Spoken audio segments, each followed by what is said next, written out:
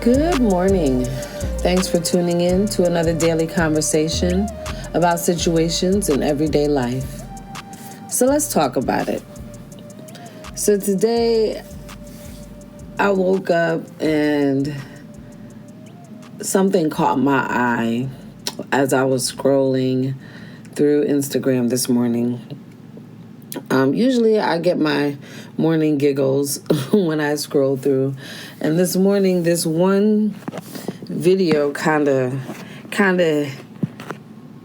got my attention. It was a conversation starter, because I have a lot of these conversations with some of my girls. And sometimes when I listen to everyone, we all sound alike, but then there are some things that are different that we are all going through in our own personal lives. Very similar, but very different, right? And it really comes down to, what is commitment? Do we all understand what commitment means? Or what does commitment mean? Does everyone have the same understanding of commitment? Right? So what I came across on Instagram was a snippet of Minister Farrakhan speaking kind of about marriage and weddings, right? So just hear this. The wedding is just solemnizing your word. It don't mean you're married. To be married means to be united. To be in unity means that two people have to struggle to overcome difficulty. And the struggle to overcome difficulty, to become one, is what brings the character out of a man and a woman. And that's why Prophet Muhammad, peace be upon him, said marriage is 50%.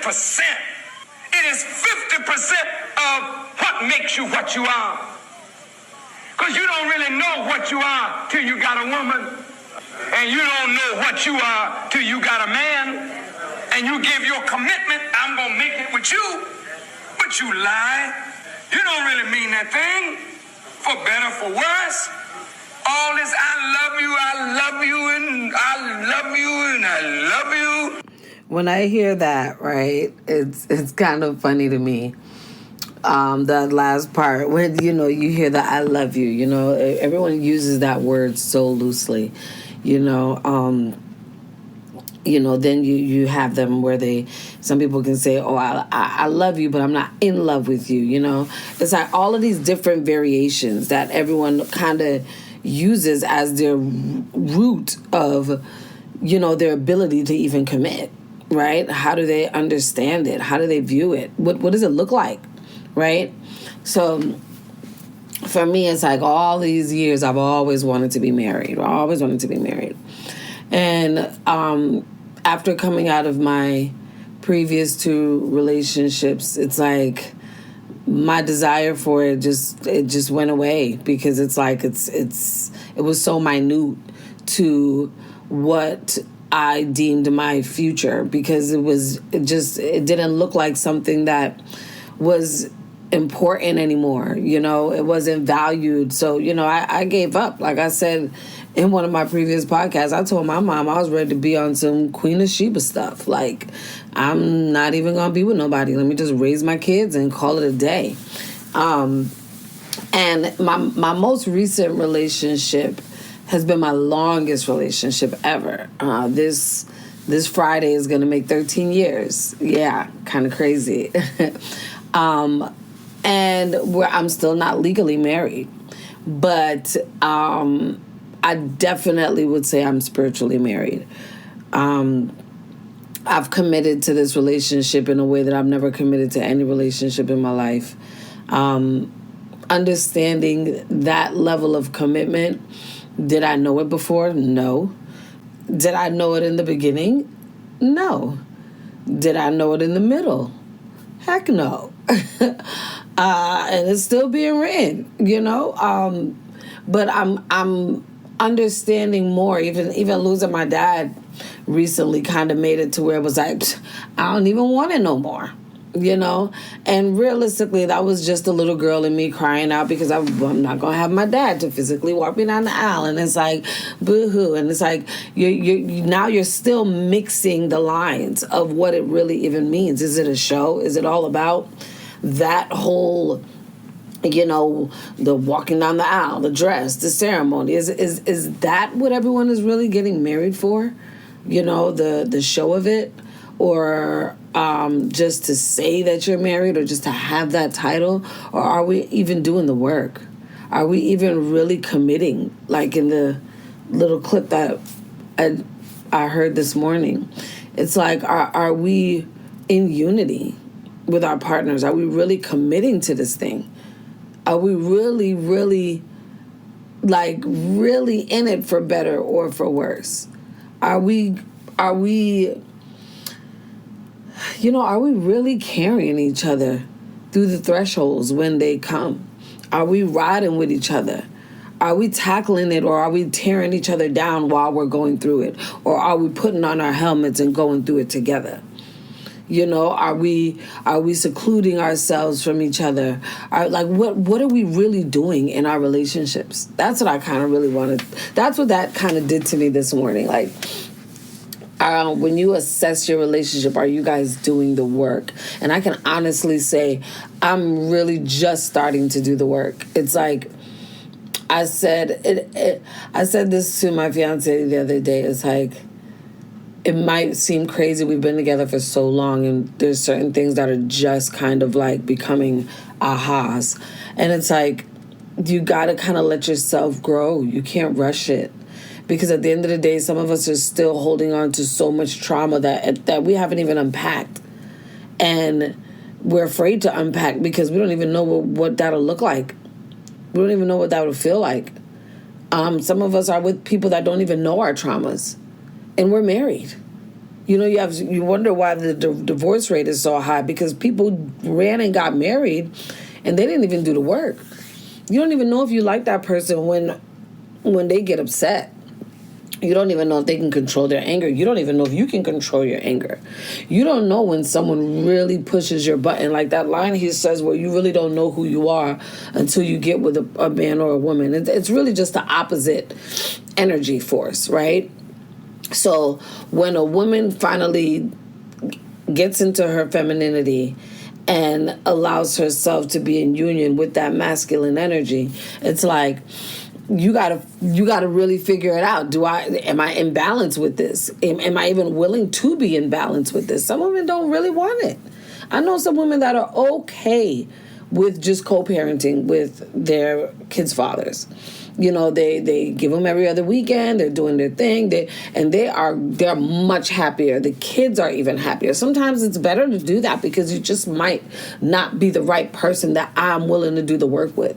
That's why you'll have some people that'll say, "Oh, I love you, but I'm not in love with you." I don't love you enough like that, because that's the thing. I could love you, but do I love you enough to go through certain shit in life with? That's the key. Do you love that person enough? Are they enough for you to willing to sacrifice? Are they enough for you to get you to the point where you say, against all odds, we're going to ride this thing together? You know, you're not going to lose faith in him or her when the road gets rough. You're not going to beat each other down when, even if you feel like you want to blame a person for something, right? Like, you're committed to doing it all. It's a lot. I'm going to tell you straight up. It's a lot. It ain't easy. A couple of times, it's like, yo, you know what? I think we should just pump our brakes, because this thing right here is just, you know, sometimes you can lose your mind in a relationship, because it requires a lot, and it requires for you. That's why I kind of agree with that, where he says you don't really tap into who you are, because being a job challenges you in a certain way. Being in a career path, being even as a sibling, a child, but being in a relationship where you have to sacrifice on that level with someone that you are intimately entangled with is a little bit different than even a sibling or a parent.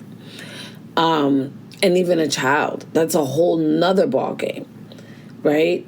It's kind of like the natural nature in us as a parent is kind of like is detrimental as the natural nature in us as a woman or a man. It's like these natural things happen when we're faced with that, right? Like, so when you become a parent, these things are unlocking you that you didn't know were there, and now you got to learn how to deal with them. Now you got to learn how to maneuver life with them.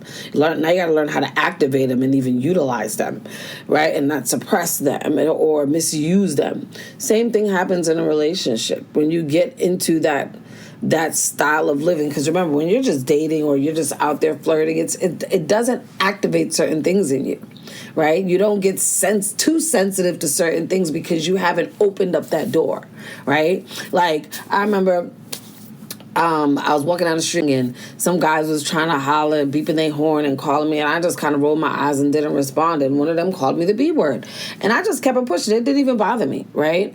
But in a relationship now, let somebody say that word. It's on. It's like, don't even fix your face to say nothing else. I don't care. I don't even apologize. I heard it. You said it. It's over for.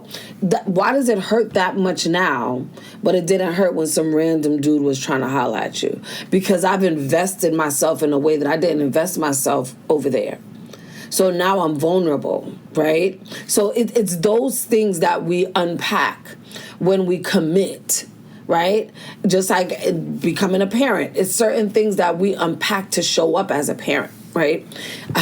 I remember I was making my kids lunch and I was telling them, I'm like, I'm up from 5 a.m. I make daddy's lunch. Then I go back and lay down for about 30 minutes. Then I get up. I got to make all of y'all lunch, get the little ones on the bus, then come straight to clock into work. And I'm working 10 hours and then making dinner during the day. And then by the time we get off, it's dinner time. I'm tired, right? My daughter looks at me and she goes, well, that's what you're supposed to do because you are our mom.